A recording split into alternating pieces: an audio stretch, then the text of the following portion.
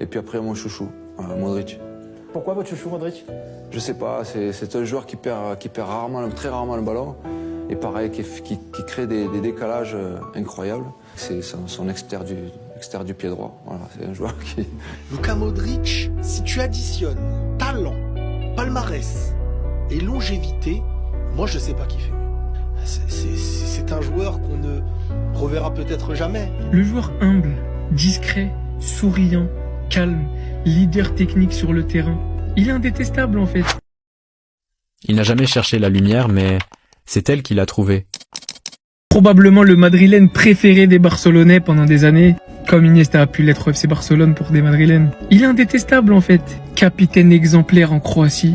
En tant que Barcelonais, j'ai que du respect pour ce monsieur. 6 Ligues des Champions, 5 Supercoupes de l'UEFA, 5 Supercoupes d'Espagne, 5 Coupes du Monde des clubs, 4 Ligas, 2 Coupes du Roi. Et à ne pas oublier, de manière individuelle, un Ballon d'Or. Il fait partie de cette classe de joueurs qui marqueront le football, non pas que par leur foot, mais surtout par les humains qu'ils auront été en tant que footballeurs. La classe incarnée, l'élégance, jamais un mot plus haut que l'autre, et toujours un régal de les regarder balle au pied. Donc vraiment du fond du cœur, très sincèrement, même s'il a joué pour l'équipe adverse, merci pour tous ces beaux moments de football, merci pour ses extérieurs, merci pour ses passes, pour ses frappes, pour ces moments où il nous a fait lever de nos sièges. Bonne retraite Luka, un grand parmi les grands qui aura réussi à écrire l'histoire, même avec une plus petite nation. Et rien que pour ça, tout mon respect. Wesh, mais j'avais pas vu ça. Mais lui-même, c'est un trophée, frère. Mais vous vous rendez compte de cette image ou pas? Est-ce que vous vous rendez compte de l'image, là? Est-ce que vous vous rendez compte c'est quoi de réaliser cette photo en étant un joueur du Real Madrid? Non, mais franchement, en fait, Modric, la vérité, pour moi, c'est le meilleur milieu de l'histoire du Real Madrid, je le dis. C'est peut-être pas le meilleur milieu passé par le club, mais pour tout ce qu'il a fait, pour tout ce qu'il a représenté, pour tout ce qu'il a gagné et pour tous les moments marquants, Modric, pour moi, est le meilleur milieu de terrain de l'histoire. De l'histoire du Real Madrid. Parce que quand t'arrives au club, t'es critiqué, t'es remis en question, t'es la pire recrue de l'année en Liga, et tu finis avec un tifo, avec tout le Bernabéu, avec les larmes. À 40 ans, ils veulent toujours pas te voir partir. C'est que t'es une véritable légende. Quand il y a même les anciens joueurs, je pense à Toni Kroos qui avait les larmes aux yeux qui viennent pour ton dernier match. Quand tous les joueurs, le staff, le coach te lèvent comme ça devant toute la foule, et tu finis debout comme ça avec le sourire, avec 6 Ligues des Champions autour de toi, c'est que vraiment, non seulement t'as marqué le club, t'as marqué les supporters, mais non seulement t'as marqué les fans de foot. Parce que je vous jure, il y a personne qui déteste Modric. J'ai fait des débats de foot avec 20 millions de personnes. Il y a personne qui m'a dit j'aime pas Modric. Un joueur qui prend le ballon d'or, t'as l'impression c'est un vendeur Hazara. Le mec, il est ultra discret. Pas dans les dramas, pas d'embrouille, respectueux, fair play. Il nous fait kiffer en fait. C'est les joueurs comme ça qui partent en légende. En fait, comment tu veux qu'ils ne partent pas en légende ces joueurs-là? Ils nous ont trop donné, ils nous ont trop fait kiffer. Donc là, quand vous voyez ce classement en 2018 du Ballon d'Or, il n'y a rien qui vous choque. Regardez bien, s'il vous plaît. Déjà, moi, il y a deux choses qui me choquent. La première, c'est que Mbappé, il était déjà 4e. Il était devant des Messi, devant des Salah, des De Bruyne, des Hazard, les gars. Rendez-vous compte. Il avait 18 ans, les gars. Regardez contre qui il se battait. Déjà, ça, c'est une dinguerie. Et ça prouve à quel point il était tellement précoce, Mbappé, en vrai. Ensuite, la deuxième chose qui me choque, c'est regarder ce fou de Modric. Regardez ce fou, il était devant qui? Il était devant Ronaldo, Messi, Mbappé. En gros, là, il n'y a que du prime, là, les gars. Et certaines personnes banalisent ce que Luka Modric a pu faire tout le long de sa carrière. Et aussi, Raphaël Varane, les gars. Il y en a beaucoup qui ont oublié à quel point il était fort. Mais Raphaël Varane, il était 7e au Ballon d'Or 2018. Waouh. Avec un joueur comme ça, t'es prêt à partir à la guerre. Regardez le retour défensif de Modric à 38 ans. Regarde comment il va traverser tout le terrain. 38 ans, c'est une dinguerie. Regarde comment il cavale. Ça, c'est un joueur de foot. Voilà, ça, c'est la mentalité qu'il faut avoir. Regarde.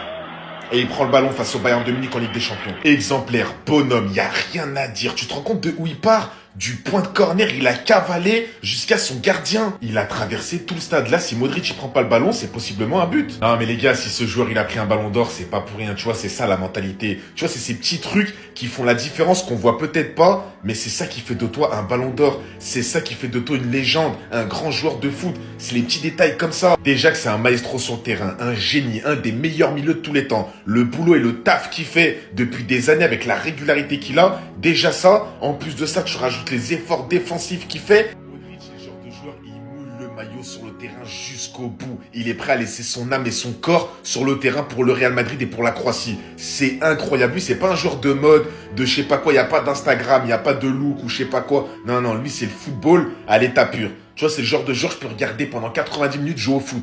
Tellement il est fort. Chers supporters du Real Madrid, le moment est arrivé. Celui que je n'ai jamais voulu voir venir, mais c'est le football. Et dans la vie, tout a un début et une fin. Samedi, je jouerai mon dernier match au Santiago Bernabéu. Je vous laisse observer la lettre si ça vous intéresse. Vous avez qu'à mettre pause. Voici la suite, elle est assez longue. On se rend quand même compte qu'à 39 ans, il a 6 Ligues des Champions. À 125 ans, le Barça en a 5. Donc vous voyez que lui seul, il vaut déjà plus que la légende du Barça. Avec... En 2012, Luka Modric a rejoint le grand Real Madrid. À son arrivée, Luka Modric avait 0 trophée, 0 Ligue des Champions, 0 Coupe du Monde des clubs. Et le Barça, de ce côté, avait 4 Ligues des Champions et 2 Coupes du Monde des clubs. Et maintenant que cette grande légende a annoncé son départ du Real Madrid, on va voir où en sont leurs trophées. Donc le Real Madrid en 2025, à l'annonce du départ de Luka Modric, ils ont 5 Ligues des Champions et 3 Coupes du Monde des clubs. Et Luka Modric à son départ avec 6 Ligues des Champions et 5 Coupes du Monde des clubs. Incroyable! En l'espace de 13 ans, il est passé largement devant le Barça en termes de trophées européens. Juste un seul joueur. Mais c'est incroyable. Ils avaient déjà 4 Ligues des Champions à son arrivée. Et il a fait la remontada du siècle. De toute façon, le Barça a l'habitude de se manger de remontada. C'est pas nouveau ça. Non, je voudrais rendre un grand hommage à ce monsieur-là qui a fait une incroyable carrière au Real Madrid. Merci pour tout, Luka Modric. Tous les Madrilènes, on vous souhaite le meilleur pour la suite. Sur ce, ciao et abonnez-vous. L'année dernière, c'était Toni Kroos. Cette saison, c'est Kevin De Bruyne. Aujourd'hui, c'est Luka Modric qui annonce officiellement son départ du Real Madrid. Après, il aura une autre tunique. Il aura un autre blason sur le cœur en mode. Ça fait un choc de ouf parce que tous les génies du football, tous les maestros, tous les créateurs, tous les grands joueurs avec lesquels on a grandi dans le foot, ils s'en vont un par un. Kroos, De Bruyne, Modric. Bientôt, ce sera Messi, Ronaldo. Et ça fait un pansement au cœur de ouf parce que c'est Modric. Modric, je pense pas que c'était quelqu'un qui était détesté. Je pense que même les Barcelonais portaient pas forcément d'amour, mais ne le détestaient pas non plus. Voilà, c'était un joueur qui était apprécié de tous. Moi, personnellement, je l'appréciais à mort. Et ce qui choque, c'est qu'on s'y attendait pas. Genre là, c'est soudain de ouf. De base, si je dis pas de bêtises, il y a quelques mois en arrière, il y avait des rumeurs qui disaient qu'il allait prolonger 1 an. Mais en fait, non. Il s'en va. Son dernier match, c'est là. C'est une dinguerie. Grande légende du Real Madrid, forcément. Attristé parce que comme De Bruyne, il s'en va par la grande porte, bien évidemment, parce que c'est des légendes de leur club. Mais leur saison, voilà.